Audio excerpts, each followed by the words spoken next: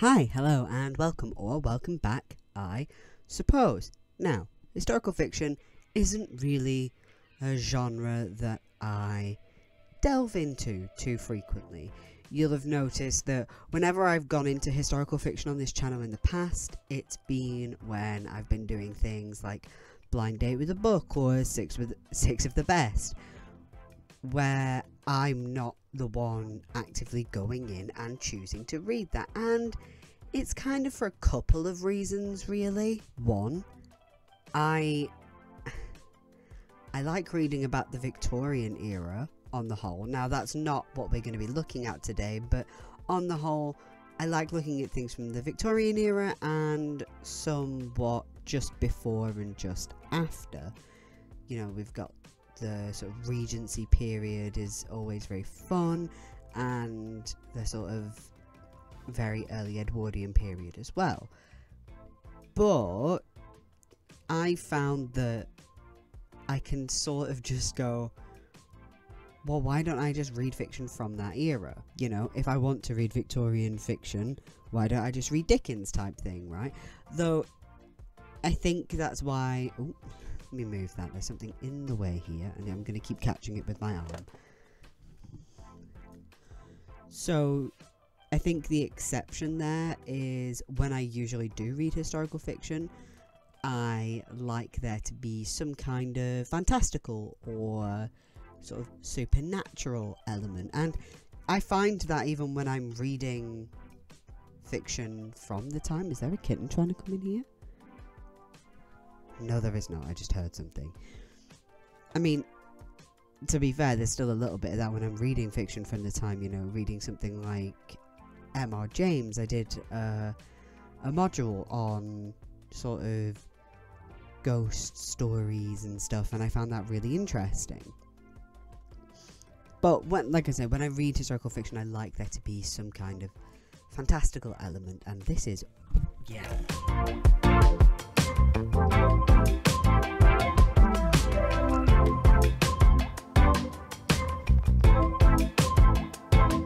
And two, I've found that a lot of the at the very least popular historical fiction that you come across is very upper class centric, looking at royalty and dukes and duchesses, and I don't care about very, very, very rich people's problems. It's why for a long time I couldn't get on with Pride and Prejudice. I do now because I understand more about the nuances of it and stuff like that, but it was just like this is just money problems as much as anything else. I don't care about your rich people problems. I just don't. It's really difficult to enjoy rich people's problems.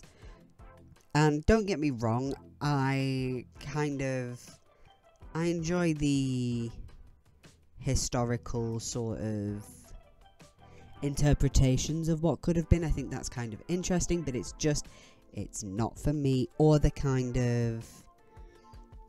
We're not looking at real people here, but we're looking at fictional people within real events. There is something making sound in this room, and the cats aren't in here. What is going on? A ghost.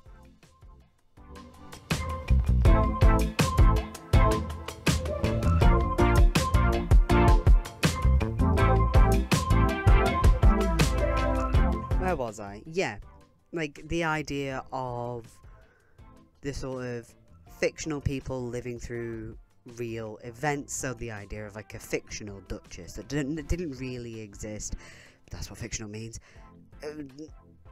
Like watching real life events and exploring how that might have gone. I think that's interesting in concept, but again, it's just like... You're ruining the country because you're throwing a tantrum.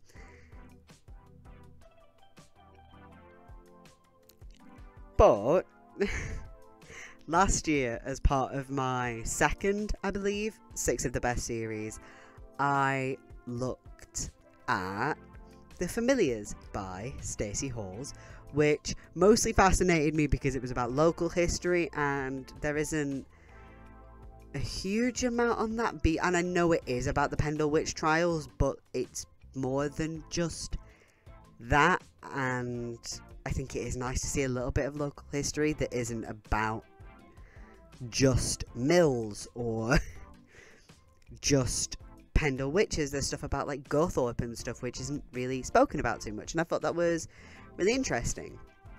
And so when I was in the library recently and I saw one of her new books, this being Stacey Halls, I was just like, immediately, yeah, you're coming home with me, because I remember just falling in love with the familiars, especially just the way she encapsulates what magic is outside of a kind of wizardry and mages casting spells, and like the more personal side of magic and the kind of healing qualities and all that sort of stuff, and like the fact that historically with witches it's usually people who are good at medicine, but it's bad because they're women and women shouldn't be successful. Disgusting.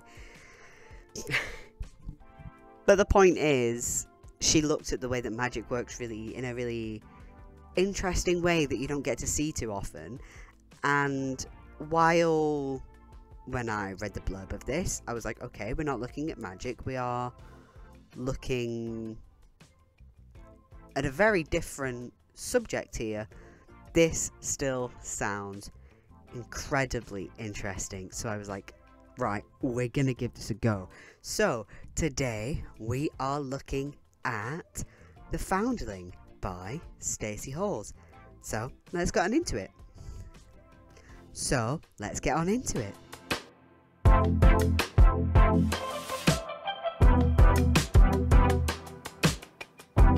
So I'll start out by saying that if you did read The Familiars and just had that thing where you're like, okay, I know I've read this one book and I enjoyed that, but maybe I won't enjoy their other stuff, maybe it was just a case of this particular thing. Honestly, you will not be disappointed by this book. It is marvellous. This is one of those books where from chapter 1, page 1, it's just got you hooked, it's got you in, and I love it. Like, the first chapter, it's not a really long chapter by any means, but it is just jam-packed with stuff where you're just going, wait, but what about, and this, and it, you're getting knocked about a little bit, but in a great way.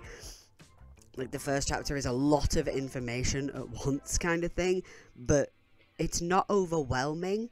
Like, you're just being given all this stuff, and it's just enough to make you go, wait, that's so fascinating, what's going on here, but why is this happening, and what about, and then making you go, wait, but then I need to do more and more and more. And I hate the phrase, it's a real page turner, because that's how books work, but when people use that phrase, this is the sort of thing they're on about, because it's just like, it's constant where you're just going, oh, but I could take a break, but also I could find out more, and that is from the first page. I love it when that happens, where it's just like, I keep wanting to know more, I want to know more, I want to know more. I read it in a day, easily. Like, I just fell into this rabbit hole of just like, I feel like I'm saying like a lot in this video, I'm very sorry about that. It's late, my brain's been shut off today. I'm sure you hear that all the time, but my brain has just gone woof. My rib/lat did something weird at the gym, and since then my brain's decided to be stressed out and in a mood. No pain, just a weird sensation, but my brain's gone, well, that's ruined everything. I wish it wasn't like this, but I'm stuck with it in here unless somebody's offering free lobotomies. Anyway, back to what we're supposed to be talking about. Like I said, I just spiraled into keep reading and reading and reading and reading until my timer went off for my lunch, because I did Pomodoro this until the last few chapters, where I with my Pomodoro timer, it's, you know, it's the usual 4 sets, 25 minutes, with a 5-minute break in between them, but after the 4th one, it's 15 minutes, and then there's 2 sets of those 4. But then, after the 2nd set, it doesn't give you another 15-minute break unless you select that. So after I just did the full set, I was just like, it'll be fine, I'll just read the last few chapters in one go, and that was about an hour. But during the 5-minute breaks, I was just like itching to get back into it. And I have to set timers for myself, because if I don't, I will like tire myself out. My brain will just start going, help me, help me, help me, help, stop it, I'm tired and I feel like I'm hurting, help me. Because I can so easily go down I'll work for hours and hours and hours and hours and hours and it'll be fine, let's just do it. And then afterwards I'm like, shouldn't have fucking done that. That was an error. Why did we do that? And one of the really fun things about this book is that, well, it's weird to say that this is a really fun book, because it's quite fucking tragic, to be honest. But one of the fun aspects of the experience of reading this book, God knows what just happened to my voice there, the experience of reading this book is that I got to feel like a little detective picking up on clues. I particularly liked sort of having that little vindication feeling of going, where I was right about that, because I'd color coded my notes of half of this is stuff that I'm actually going to talk about in the video, like opinions on the book, like, oh, I like the way this was written, or I like the way that was written, or I was talking a lot about like the first chapter and all that. And then I had in another color, I just had working out what was going on. It's not a confusing book, but there's okay, this could go one of 2 ways, and I wonder how Halls is going to take it. And sometimes I was like, this could go one of 2 ways, and it turns out no, it could go a 3rd way.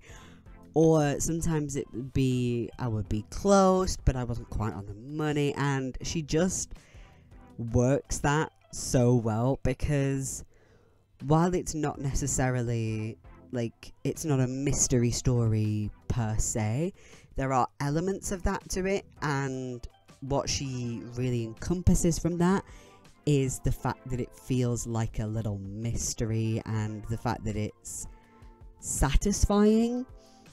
And what I mean by that is, often in some detective, crime, mystery, anything like that kind of fiction, you're going through, and maybe you're being given some little clues here and there, but then at the end, it's just all explained to you, and some of it you couldn't have worked out for yourself, or you can't go back and go, oh yeah, I did see that. So like, obviously one of the best, if not the best crime writer of all time is Agatha Christie, and I remember reading the ABC murders and going, when you get to that bit at the end where, in this case, Poirot goes and explains, okay, and it was done like this, and fitting the little jigsaw pieces together, and then you look back and go, oh yeah, that's how that works, and that's how that worked, and oh yeah, you did mention that earlier on.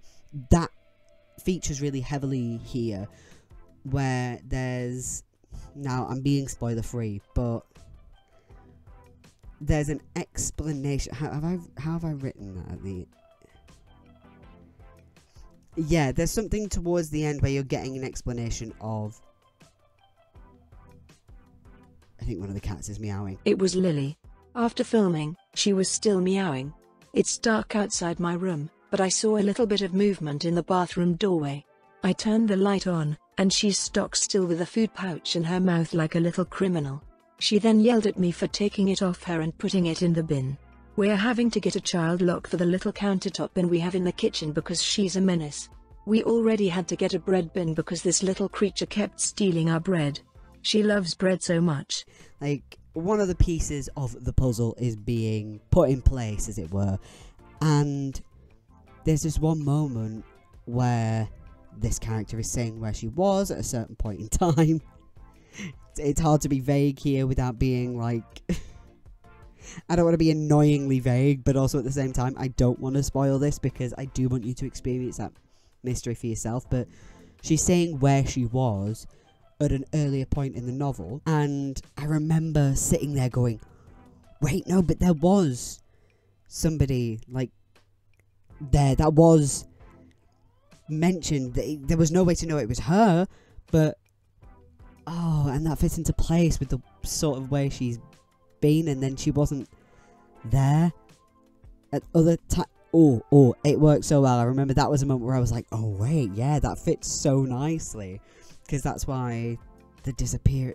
Oh, beautiful. And like I say, I'm not going to go into spoiler territory, but the way she fits pieces together and allows you to sort of try and put those pieces together for yourself, and slowly fills in gaps for you as well. It all works so nicely. I really like it when authors do something like that, when they have a mystery, or at least elements of a mystery, and I think it was handled just so well. And yeah, if you are at all interested in historical fiction, get your hands on this, get your hands on the Familiars, because I was invested in this book from start to finish. It had me hooked. I was just... I will absolutely be keeping an eye out for the other things that Stacey Halls is putting out. I don't know if she has anything else out as well as this and the Familiars. I will certainly be interested to find out. I'm sure I'll be able to find that at the library, if nowhere else.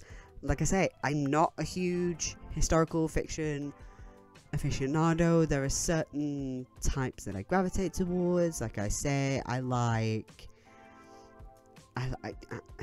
yeah, I mean, to be honest, I like a fantastical element, though I do have a couple of Jessie Burton's books, and from what I read of The Miniaturist, this is a kind of similar style to that. I think I mentioned that in my Familiars review. I never finished that book, but I will be at some point. It's in the box of things to read from my shelf, and I have another of hers because I remember going, I really like The Confession, I just never finished it. Not The Confession, that's the one that I also have. I never finished The Miniaturist, but I got distracted by work, I think, or something like that. I was either in college or I was at uni at that point, and I just got distracted by my work. But this has pushed me to want to read that more, because I think it's just a nice casual style. Like, it doesn't feel like it's trying to be too highbrow kind of thing. I'm not saying it's like lowbrow pulpy fiction type thing, and that's not me insulting it. I'm saying it's not trying to be it's not trying to sound like it's from the era, which it's so hard to make that sound good and not make it sound pretentious. That's what I was trying to think of. It's not pretentious, which I appreciate. I don't like pretentious fiction, and I just... it gets under my wick.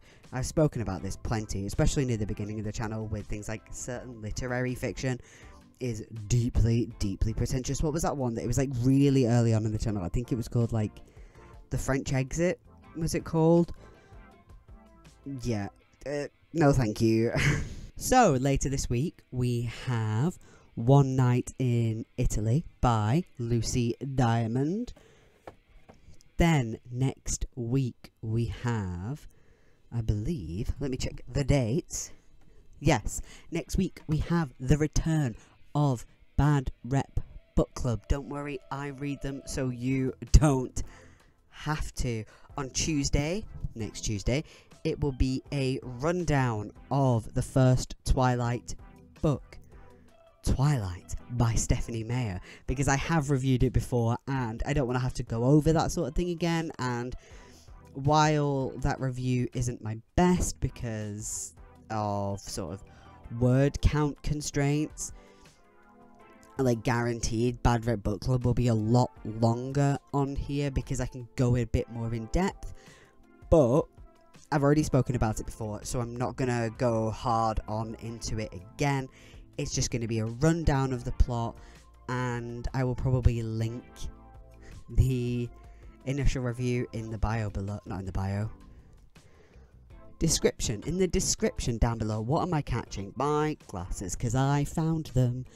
I don't remember if I mentioned, I don't remember if I had them last time I was filming. I think I did, because I think it was while editing my last video that I lost them, or after editing my last video, because my cat knocked them somewhere, because they like doing that. But I have some new ones on the way, because I could not find them for so long, and it had been buried in such an awkward place. But as I was looking for something else that had fallen, I had seen where that had gone, and I was like, oh, burying down there to try and get where this is like awkward little space, and I'm like, there they are, I see them, because I was shining my torch down there, and it's like, beautiful, yes, reflect to me.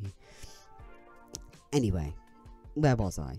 Yes, Tuesday, Twilight rundown. In the description I will probably put my initial review in there, not this one, for the video next week. And then on Thursday next week we will have the New Moon Bad Rep Book Club review. So if that sounds like something that you would be interested in, do remember, subscribe to the channel, and of course put the little notification bell on, because that will let you know when I release stuff. But it is fair to say that most Tuesdays and almost every Thursday, I won't say every Thursday, but I try to make it every Thursday.